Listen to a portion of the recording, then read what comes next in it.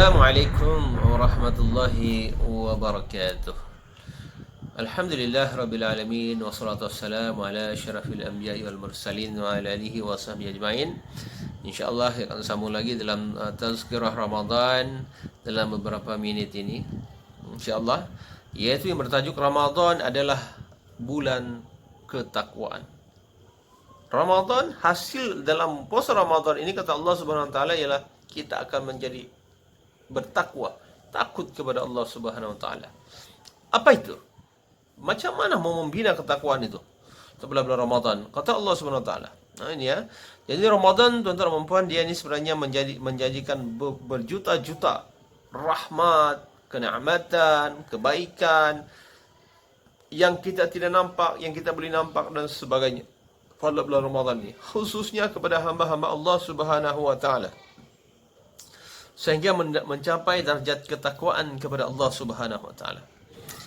Pada bulan inilah kesempatan terbaik kepada kita untuk berusaha mempertingkatkan ketakwaan kepada Allah Subhanahu wa taala. Pada bulan bila lagi? Kita ada 12 bulan. Sebulan inilah bulan beribadah, yaitu dikenal sebagai bulan Ramadan. 11 bulan Ramadan Syawal, sebelumnya adalah bulan Rajab Sya'ban. Allahu akbar. Kemudian sesungguhnya Rasulullah sallallahu alaihi wasallam telah bersabda, ini hadis katakan Nabi ya, yaitu seandainya umatku mengetahui semua keistimewaan bulan Ramadan, niscaya mereka akan mengharap sangat-sangat agar setiap bulan, semua bulan, 11 bulan lagi selain bulan Ramadan, dia akan menjadi Ramadan semuanya. Subhanallah. Ramadan, tuan-tuan dan puan, adalah bulan yang penuh dengan rahmat, keberkatan dan maghfirah, keampunan dari Allah Subhanahu wa taala. Bahkan Allah Subhanahu wa taala memilihnya sebagai bulan diturunkan Al-Qur'an. Bulan Ramadan, bulan diturunkan Al-Qur'an.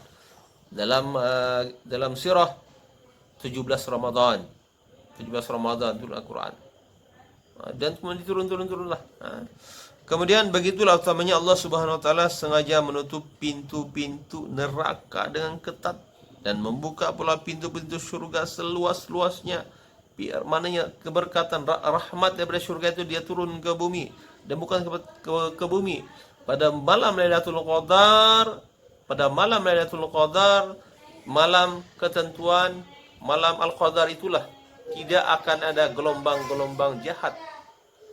Tidak akan ada gelombang-gelombang jahat terjadi di atas alam ini. Maksudnya bukan ke atas bumi saja, tapi seluruh alam. Subhanallah. Dalam soal ini Rasulullah SAW pernah menyatakan dalam satu hadis bahwa syurga mempunyai pintu yang dinamakan Ar-Rayyan.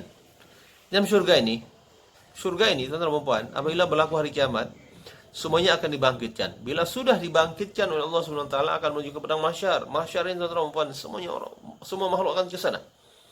Kemudian akan dihisab, kemudian dia akan memulai bertahun-tahun, beratus-ratus tahun lagi berada di padang mahsyar. Allahu a'lam bishawab. Inilah satu persatu. Kemudian baru melintas sirat. Sirat itu, tuan-tuan dan puan, bukannya sejam 2 jam melintas. Sirat ini, jembatan sirat ini panjang. Kemudian jika jatuh neraka, jika ada yang berjalan seperti lembu, ada berjalan menggunakan kaki, ada yang berjalan biasa, ada yang terbang dan sebagainya. Allahu a'lam bishawab. Kemudian menuju ke syurga Allah Subhanahu wa taala, dan diserukan kepada orang-orang yang berpuasa ini, berpuasa Ramadan inilah, yang berusaha bersungguh-sungguh ini, Allahu akbar, mengharapkan keampunan Allah Subhanahu wa taala, ketakwaan ini, disuruhkan kepada mereka, wahai orang-orang yang berpuasa, masuklah pintu Rayyan ini. Rayyan, tidak akan memasukinya kecuali orang-orang yang berpuasa sahaja. Allahu akbar. Kemudian selain keutamaan yang begitu banyak dan luas, Ramadan juga sekaligus adalah merupakan menjadi ujian tingkat ketakwaan dan iman masing-masing. Pada Ramadan juga adalah ujian. Pada Ramadan kita akan berjumpa orang-orang miskin. Pada Ramadan kita akan jumpa orang kaya. Pada Ramadan kita akan jumpa orang-orang yang akhlak buruk. Pada bulan Ramadan kita akan jumpa dengan orang yang suka menderma. Pada bulan Ramadan kita akan jumpa orang-orang yang tamak. Allahu akbar. Begitulah. Tapi bulan Ramadan ini orang-orang yang beriman kepada Allah Subhanahu wa taala akan berusaha untuk menjadi orang yang baik semuanya, suka bersedekah, berzikir, ibadah kepada Allah Subhanahu wa taala, suka menolong dan sebagainya. Sebab tujuan utama bulan Ramadan ini adalah untuk mencipta insan manusia yang bertakwa hanya kepada Allah Subhanahu wa taala. Dan banyak juga larangan-larangan pada bulan Ramadan ini. Contohnya lah, tidak boleh makan, jangan makan, tidak boleh makan, tidak boleh makanlah, tidak boleh minum, tidak boleh berjima. Sedangkan ia hanya sebahagian aspek yang berkaitan dengan perut sahaja, tuan-tuan dan puan. Bagaimana pula dengan telinga, mata, lidah, kaki dan tangan? Dia masih kena jaga juga tuh. Biarkanlah anggota-anggota panca kita ini gunakan untuk kebaikan. Itulah untuk ketakwaan kepada Allah Subhanahu wa taala.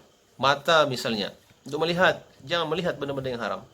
Yang baik saja, melihat Al-Quran, melihatlah keindahan Allah Subhanahu wa taala sambil berzikir kepada Allah Subhanahu wa taala.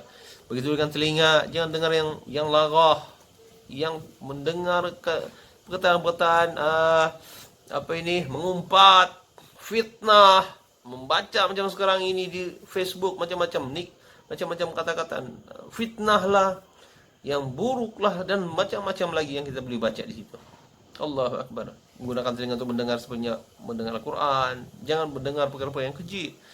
Kaki jangan digunakan untuk melangkah ke tempat-tempat maksiat.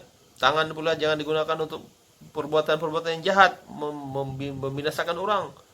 Allahu Akbar, lillahil hamd. Jadi antara ibadah-ibadah yang lebih baik pada bulan Ramadan sejak saat inilah, yang mana pada masa ini malaikat akan turun menyertai dan membimbing kita daripada terbit fajar sampailah 24 jam lah malaikat bantu kita.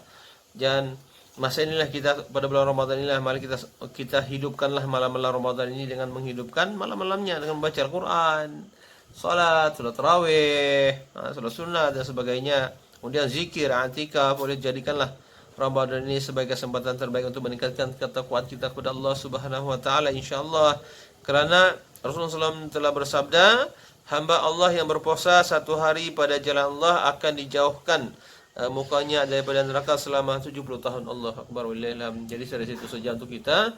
Wabillahi taufiq wal hidayah. Assalamualaikum warahmatullahi taala wabarakatuh.